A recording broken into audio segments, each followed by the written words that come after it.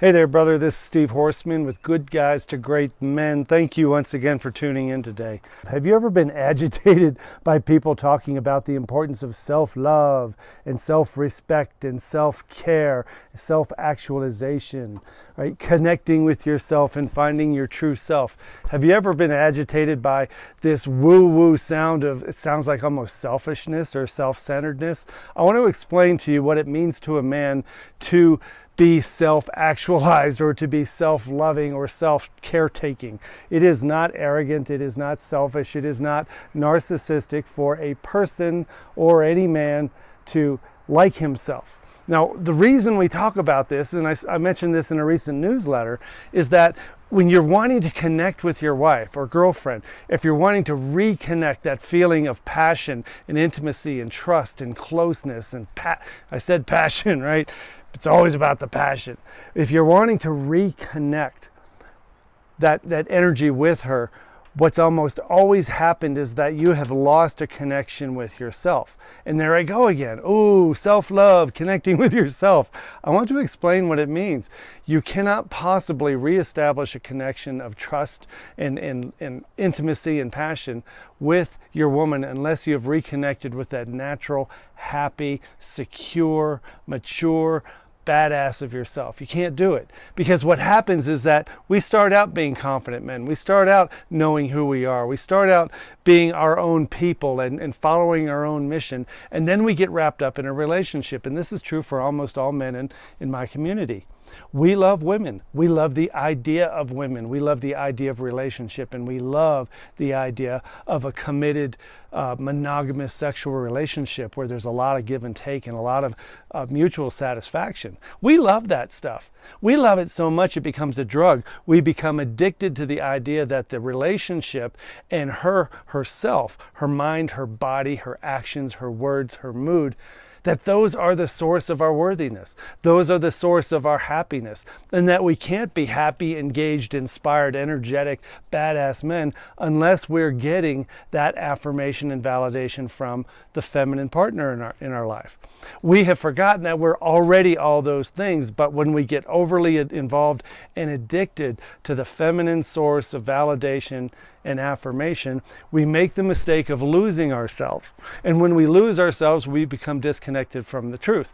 The truth is, you are a smart, compassionate, empathetic, loving man, right? You're passionate about life. You're passionate about what you do. You love being a father. You really dig your friends.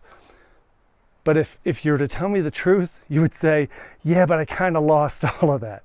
I kind of lost all that because now the only thing I am is employee, husband, and father. I'm also a mortgage payer, a lawnmower, and part-time plumber, right? And on weekends, I go to soccer games.